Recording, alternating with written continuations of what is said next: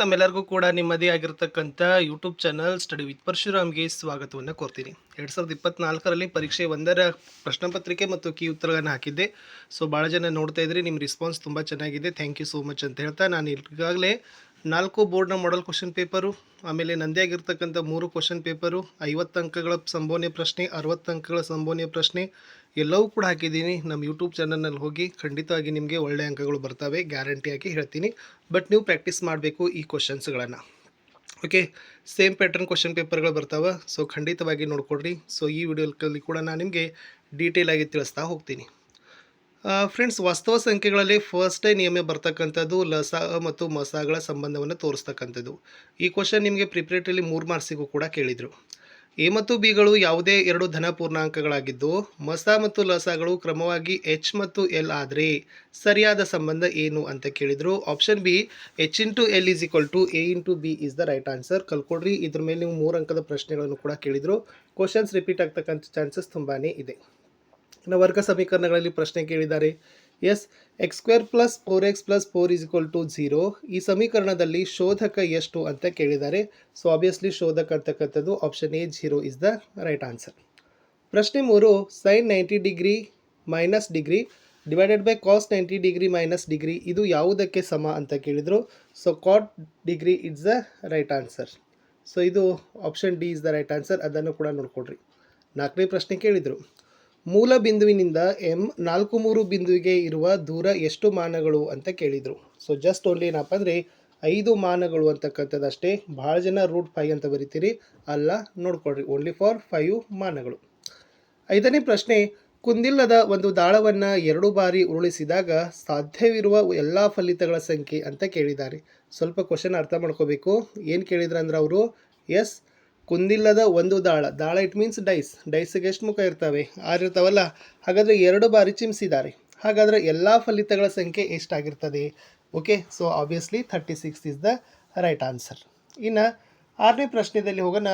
ವೃತ್ತದ ವ್ಯಾಸ 14 ಸೆಂಟಿಮೀಟರ್ ಆದರೆ ಅದರ ಪರಿಧಿ ಎಷ್ಟಿರ್ತದೆ ಅಂತ ಕೇಳಿದರು. ಸೊ ವೃತ್ತದ ವ್ಯಾಸ 14 ಸೆಂಟಿಮೀಟರ್ ಆದರೆ ಅದರ ಪರಿಧಿ ಎಷ್ಟಿರ್ತದಪ್ಪ ಅಂದ್ರೆ option B 44 centimetre is the right answer.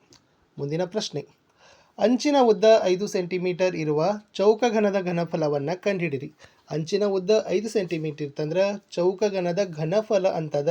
So ಘನಫಲ ಅಂತಂದ್ರೆ 125 cm³ is the right answer. ಇನ್ನು ಸಮಾಂತರ ಶ್ರೇಣಿ ಕೊಟ್ಟಿದ್ದಾರೆ. ಏನು 20 ಪದಗಳಿದಾವಂತ. ಮೊದಲ ಪದ 2 ಅದ, ಕೊನೆಯ ಪದ 78 ಆಗಿದ್ದರೆ ಸೊ ಒಳಗಿನ ಸಮಾಂತರ ಶ್ರೇಣಿ ಹೇಗಿರ್ತದೆ ಅಂತ ಕೇಳಿದರು. 2, 6, 10 ಇಸ್ ದ ರೈಟ್ ಆನ್ಸರ್. ಇನ್ನು ಮುಂದೆ ನೋಡ್ರಿ, 1 ಅಂಕದಲ್ಲಿ 70 ಅವಿಭಾಜ್ಯ ಅಪವರ್ತನಗಳ ಗುಣಲಬ್ಧಗಳಾಗಿ ವ್ಯಕ್ತಪಡಿಸಿ. 2 5 10, 10 7 70. ಸೊ ಇದೇ ತನ್ನಾಗಿರ್ತಕ್ಕಂಥದ್ದು ಅವಿಭಾಜ್ಯ ಅಪವರ್ತನಗಳಾಗಿ ವ್ಯಕ್ತಪಡಿಸೋ ಲೆಕ್ಕಗಳು 1 ಮಾರ್ಕ್ಸಿಗೆ ಬರ್ತದೆ. 10ನೇ ಪ್ರಶ್ನೆ, ರೇಖಾತ್ಮಕ ಸಮೀಕರಣಗಳ ಜೋಡಿಯನ್ನು ಪ್ರತಿನಿಧಿಸುವ ರೇಖೆಗಳು ಛೇದಿಸುವ ರೇಖೆಗಳಾಗಿದ್ದಾಗ ಅವು ಎಷ್ಟು ಪರಿಹಾರಗಳನ್ನು ಹೊಂದುತ್ತಾವಂತ ಕೇಳಿದರು. ಸೊ ಕೇವಲ ಒಂದು ಪರಿಹಾರ ಮಾತ್ರ, ಅಥವಾ ಅನನ್ಯ ಅಂತೆರಡನ್ನು ಕೂಡ ನೀವು ಬರಿಬೋದು. P of x is equal to x square minus 25 ಈ ಬಹುಪದೋಕ್ತಿಯಲ್ಲಿ ಶೂನ್ಯತೆಯನ್ನು ಕಂಡುಹಿಡಿಬೇಕಂತ ಕೇಳಿದರು. ಸೊ ಆಬ್ವಿಯಸ್ಲಿ +5 ಆಗ್ತದೆ, ಅಥವಾ -5 ಬರಿಬೋದು, ಅಥವಾ +or-5 ಅಂತಲೂ ಕೂಡ ನಿಮ್ಮ ಆನ್ಸರ್ ತೋರಿಸ್ಬೋದು. 12ನೇ ಪ್ರಶ್ನೆ, ಚಿತ್ರದಲ್ಲಿ ಓ ವೃತ್ತಕೇಂದ್ರದ, ಓ ಎ ತ್ರಿಜ್ಯದ, ಎ ಪಿ ಸ್ಪರ್ಶಕ ಅದ. ಹಾಗಾದ್ರೆ ಕೋನ ಒ ಪಿ ಎ 40 ಡಿಗ್ರಿ ಆದ್ರೆ ಕೋನ ಎ ಒ ಪಿನ ಬೆಲೆಯನ್ನು ಕಂಡುಹಿಡಿದ್ರು. ಎ ಒ ಪಿನ ಬೆಲೆಯನ್ನು ಸೊ ಅದೆಷ್ಟಾಗ್ತದಪ್ಪ ಅಂದ್ರೆ 50 degree is the right answer. ಯಾಕಂದ್ರೆ ಇದು 90 ಆಯ್ತು, ಇದು 45. 90 40 130 ಆತಂದ್ರೆ ಸೊ 180ಲಿಗೆ ಎಷ್ಟು ಹೋಗಬೇಕು? 180ರಲ್ಲಿ 130 50 ಡಿಗ್ರಿ. ಕೊಟ್ಟಿರೋ ಚಿತ್ರದಲ್ಲಿ ಕೋನ XYZ 90 ಡಿಗ್ರಿ ಆದರೆ ಸೈನ್ ಎದ ಬೆಲೆಯನ್ನು ಕಂಡುಹಿಡಿರಿ ಅಂತ ಕೇಳಿದರು. ಸೊ ವೆರಿ ಈಸಿ ಅದ. ಸೈನ್ ಎದ ಬೆಲೆ ಎಷ್ಟಾಗ್ತದಪ್ಪ ಅಂದ್ರೆ 3:5 ಅಂದರೆ 3/5 ಇಸ್ ದ ರೈಟ್ ಆನ್ಸರ್. 14ನೇ ಪ್ರಶ್ನೆ, ತ್ರಿಜ್ಯ 6 ಮಾನಗಳಿರುವ ಘನ ಅರ್ಧಗೋಳದ ಪೂರ್ಣ ಮೇಲ್ಮೈ ವಿಸ್ತೀರ್ಣ ಕಂಡುಹಿಡಿಯಲು ಬಳಸೋ ಸೂತ್ರವನ್ನು ಬರೀರಿ. ಸೊ ನಾವು ಯಾವ ಸೂತ್ರ ಬಳಸ್ತೀವಿ? A = 3πr² is the right answer. 15ನೇ ಪ್ರಶ್ನೆ, ಕೊಟ್ಟಿರೋ ಚಿತ್ರದಲ್ಲಿ EF ಸಮಾಂತರ BC ಮತ್ತು EF 6 ಸೆಂಟಿಮೀಟರ್ ಅದ, BC 12 ಸೆಂಟಿಮೀಟರ್ ಅದ, AE 5 ಸೆಂಟಿಮೀಟರ್ ಆದರೆ ABಯನ್ನು ಕಂಡುಹಿಡಿಬೇಕು. ಸೊ ಸಿಂಪಲ್ ಅದೇನು, AE divided by AB is equal to EF divided by BC. So 5 divided by AB is equal to 6 divided by 12. So therefore AB is equal to 10 centimetre. 16ನೇ ಪ್ರಶ್ನೆ P of X is equal to 3x² minus 6x³ minus 7x plus 1 ಈ ಬಹುಪದೋಕ್ತಿಯ degree ಬರೀರಿ ಅಂತ ಕೇಳಿದರು. Degree it means ಘಾತದಲ್ಲಿ ಯಾವುದು ದೊಡ್ಡದೈತಿ, 3 ದೊಡ್ಡದೈತಿ. So 3 degree ಆಯಿತು. ಇನ್ನು 2 marks ಕ್ವಶನಲ್ಲಿ 2 plus root 3 ಒಂದು ಭಾಗಲಬ್ಧ ಸಂಖ್ಯೆ ಅಂತ ಸಾಧಿಸಿ ಅಂತತಕ್ಕ ಈ ಪ್ರಶ್ನೆಗೆ ಹೋಗೋಣ. ಸೊ ಫಸ್ಟ್ ಬರ್ಕೊಡ್ರಿ, 2 ಪ್ಲಸ್ ರೂಟ್ 3 ಒಂದು ಭಾಗಲಬ್ಧ ಸಂಖ್ಯೆ ಅಂತ ಊಹಿಸೋಣ. ಇಲ್ಲಿ 2 plus root 3 is to p divided by q, ಅಂದರೆ ಪಿ ಮತ್ತು ಕ್ಯೂಗಳು ಸಹ ಅವಿಭಾಜ್ಯಗಳು. So q is not equal to 0. So root 3 is to p of p divided by q minus 2 ಆಗ್ತದೆ. Then root 3 is equal to p minus 2q divided by q. ಆವಾಗ root 3 ಅನ್ನೋದು ಭಾಗಲಬ್ಧ ಸಂಖ್ಯೆ ಅಂತ ತೋರಿಸ್ಬೋದು. ಬಟ್ ರೂಟ್ 3 ಒಂದು ಅಭಾಗಲಬ್ಧ ಸಂಖ್ಯೆ ಅಂತ ಸತ್ಯ ಸಂಗತಿಗೆ ಇದು ವಿರುದ್ಧ. ಸೊ 2 ಪ್ಲಸ್ ರೂಟ್ 3 ಒಂದು ಅಭಾಗಲಬ್ಧ ಸಂಖ್ಯೆ ಅಂತ ಬರೆದ್ರೆ 2 ಮಾರ್ಕ್ಸ್ ಕೊಡ್ತಾರೆ. ಕಲ್ಕೊಂಡು ಹೋಗಿ. ಇದೊಂದು ಪ್ರಶ್ನೆ ಇದೆ ನೋಡ್ಕೊಡ್ರಿ. ದೀರ್ಘ ಭಾಗಾಕಾರದ ಕ್ರಿಯೆಯನ್ನು ಮಾಡದೆ 7/200 ಈ ಭಾಗಲಬ್ಧ ಸಂಖ್ಯೆಯು ಅಂತ್ಯಗೊಳ್ಳುವ ದಶಮಾಂಶ ವಿಸ್ತರಣೆಯನ್ನು ಹೊಂದಿದೆಯೇ ಅಥವಾ ಅಂತ್ಯಗೊಳ್ಳದೆ ಆವರ್ತವಾಗುವ ದಶಮಾಂಶ ವಿಸ್ತರಣೆಯನ್ನು ಹೊಂದಿದೆಯೇ ಕಂಡುಹಿಡಿಯಿರಿ ಅಂತ ಕೇಳಿದ್ದಾರೆ.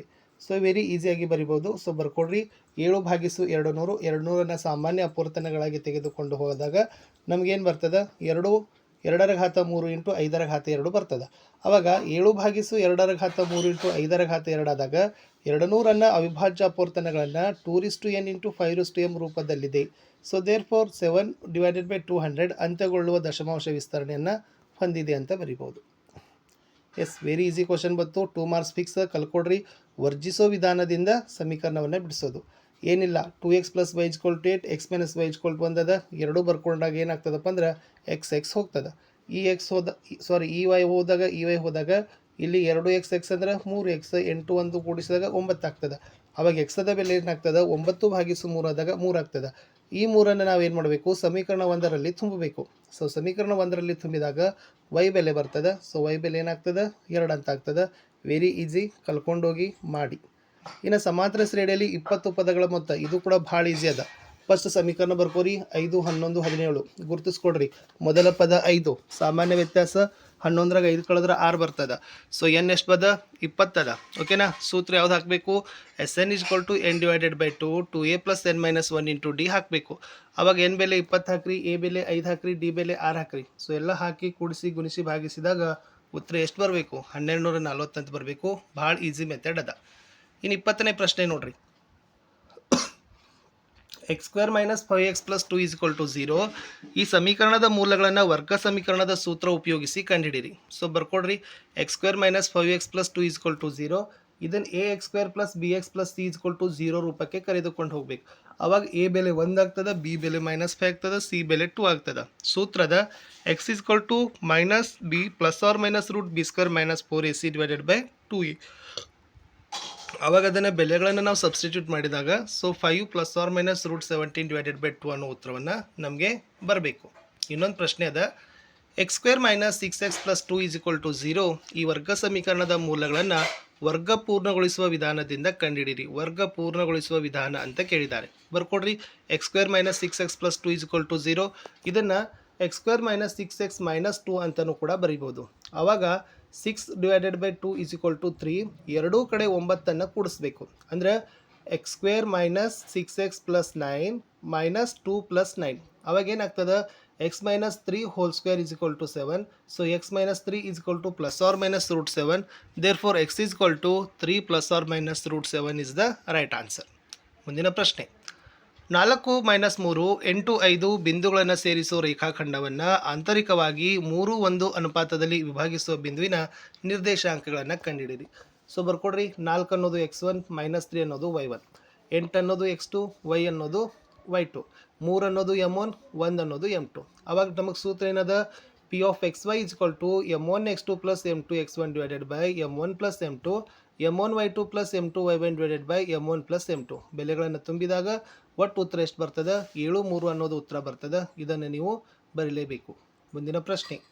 a 0 2, b 3 0 ಮತ್ತು c x3 ಶೃಂಗಗಳಿಂದ ಉಂಟಾದ ತ್ರಿಭುಜದ ವಿಸ್ತೀರ್ಣ 11/2 ಚದರಮಾನಗಳಾದರೆ xನ ಬೆಲೆಯನ್ನು ಕಂಡುಹಿಡಿಯಿರಿ. ಸೊ ಇಲ್ಲಿ ಸೇಮ್ ಅದ.